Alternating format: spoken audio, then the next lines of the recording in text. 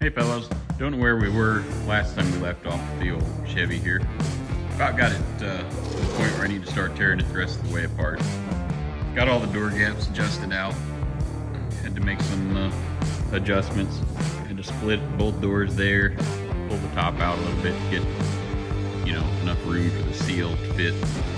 Gaps are all pretty good. A couple other things I've done. We're relocating the battery, so I cut a 1/8" steel plate, cover that hole, put a few tacks in it so it's kind of sort of structural, it's not going to move around or rattle, and it'll give a good foundation for the carpet. I cut a aluminum block off plate here, cover that hole in the cowl for the owner's request. Also to the point where I can get the seats pulled out. I took the hood off, but I had everything gapped out pretty much where it needed to be. Latch is good. Got my alignment holes in my hinges. You don't want to lose this alignment when you put everything back together prior to the final bodywork paint. You don't have to redo that. Cab will probably be painted when I put the hood on again, so I want that to be in the right place every time. What I'm gonna do is the engine that's in here for mock-up, I've got everything kind of where everything fits, steering column, everything, the adjustments, pretty much all made like those. I'm gonna go ahead and hold a tape measure down in here and measure my tightest points, like there, and I'm gonna take pictures of it so I have a photographic reference of every point of possible collisions with stuff once I get this fenders and front clip off and I'm mocking up, for example, power steering lines. I'm gonna have that mocked up and have those lines built, fenders off the truck. So, kind of just gonna take some photographs and stuff. What I will then do is pull this front clip off. So I'll set you up and you can watch some of that as I'm kind of pecking along at this. Some of you guys liked when I showed you some of this truck earlier, so I'll let you see some more. Oh, I've also done some pretty complicated repair work on these. This was gone. This side was even worse. The big rust holes were here. This whole section was gone. Had no reference. It was a disaster. That took some time trying to fabricate that from scratch. Didn't want to have to buy an aftermarket fender just to cut that out of it. And I couldn't find anybody that had a fender they could just chop that out of. So that took some work. All right, we'll get busy.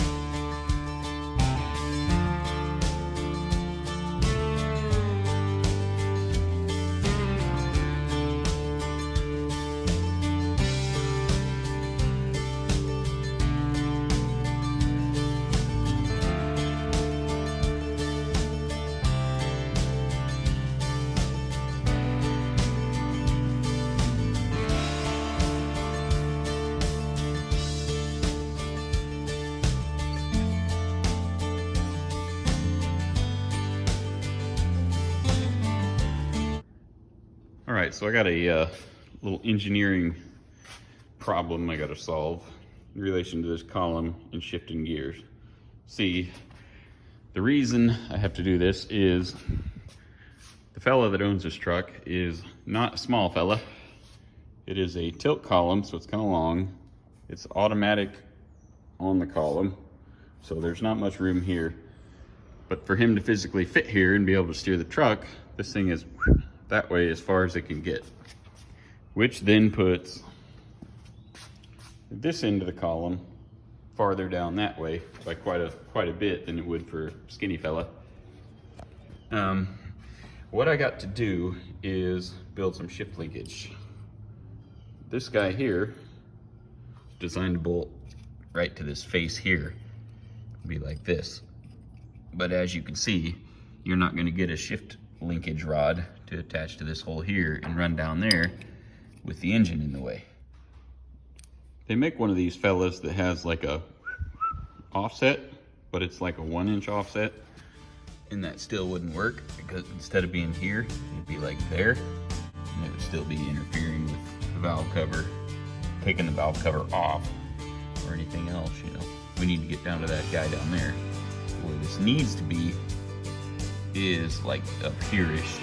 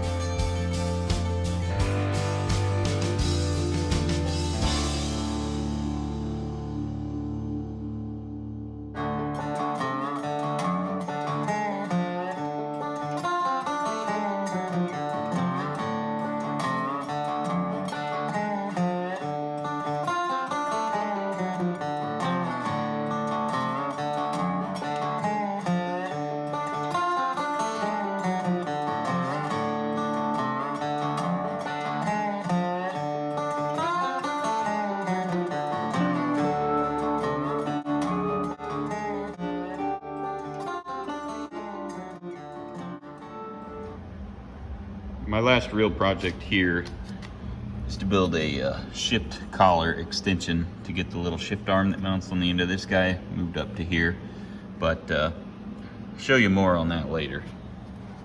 In the meantime, we got the frame totally stripped down. Got all the last of our welds on for our shock mount and our airbag mounts. Went ahead and welded those guys onto the frame. They're bolted and welded. Here we finished welded the motor mount for the power steering rack assembly linkage. I had to build 2 notches in the frame rail there to clear the headers. So this guy, I'm pretty much to the point where I just need to do a little bit of Bondo to clean up grinder marks and a little bit more weld pitting or rust pitting, and then this guy can get painted and we can start final assembly for all the chassis components, airbag stuff, all that garbage.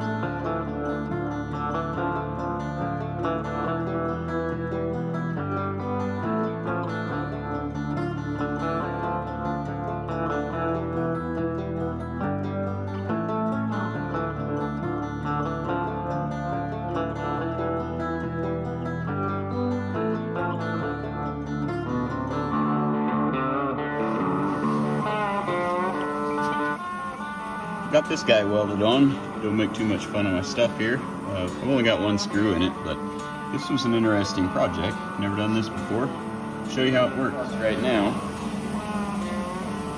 it's all the way down to would be first gear. Back up to park. Well, this guy's finally ready to prime. Final coat of high build prime. Went through and sanded everything, filled in some of the rust pitting that was on it, and got it looking pretty good. Cleaned up all the bare metal, got the preservative oil pulled off of it. So we haven't made up our mind whether we're going with a glossy metallic black paint or just standard chassis black, but for now I got to get the thing primed. So we're gonna pull this outside and set it up. It's a beautiful morning, so it'll spray out nice as long as I don't wait too long and it gets hot.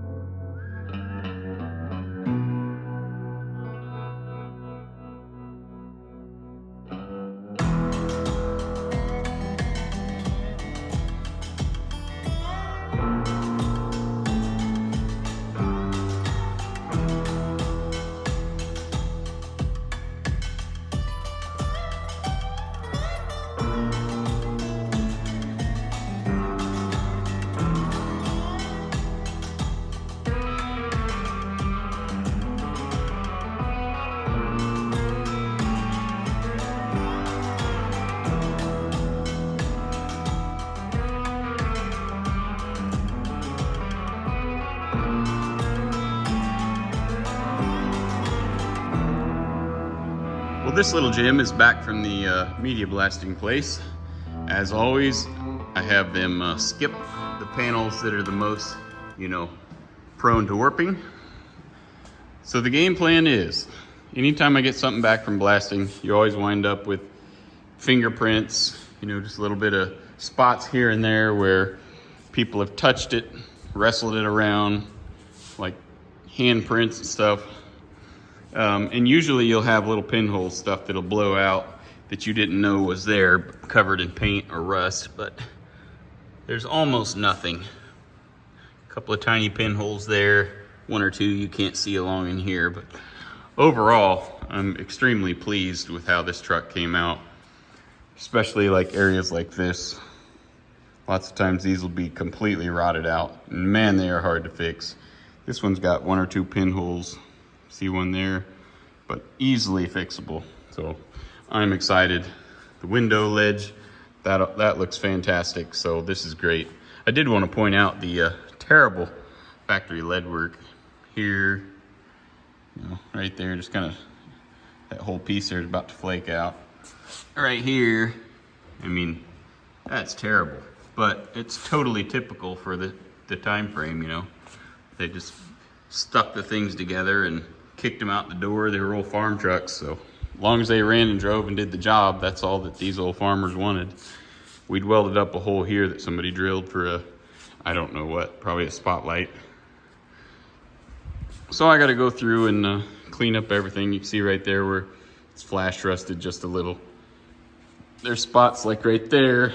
Some of the heaviest of the rubberized undercoating stuff didn't come off, so that'll get scraped off. And a major thing that I need to do is get in here and get all this old seam sealer out. It's critical that that comes out. So I'll have to spend time with the Dremel tool and picks and wire wheels to get that out all the way across, because that's a major failure point for your paint if you don't get all that out and properly seam sealed. But I'll let you watch some of this, but she came out pretty good.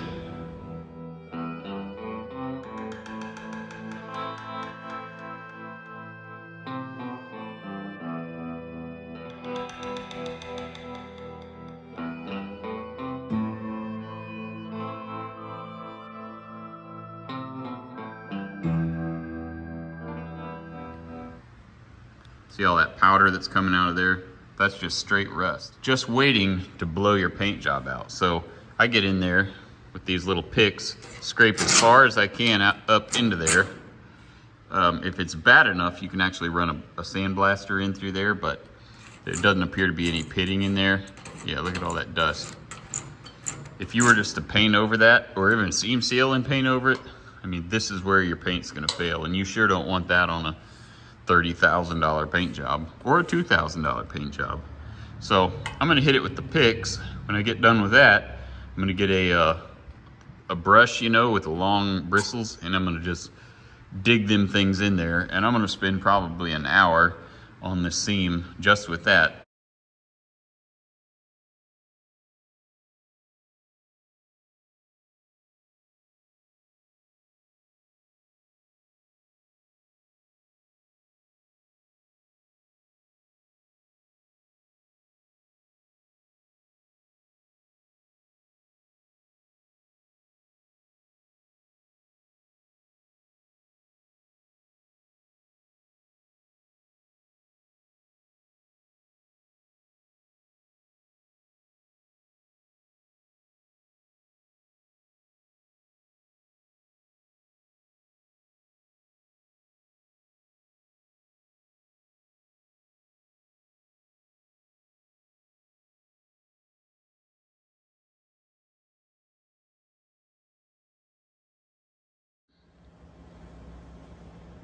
While I'm under here, I'm gonna go ahead and scrape off what's left of this oily, residue-y matting stuff.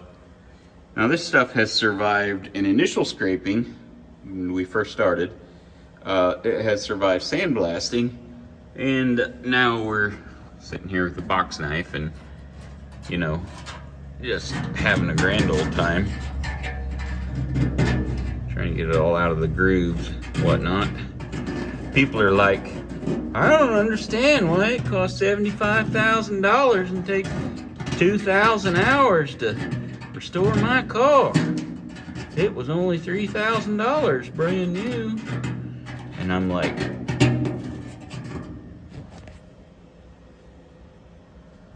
I don't know what to tell you. Well, that took me about 3 hours. Scraping and scraping and scraping, but I got all that stuff off, used some brake cleaner and a rag, and it's ready to prime. That was no fun. Time to get the thing outside and blow all the sand and dust off of it. I got a whole bunch of areas marked where the blue tape is, where I've got little pinholes to fill.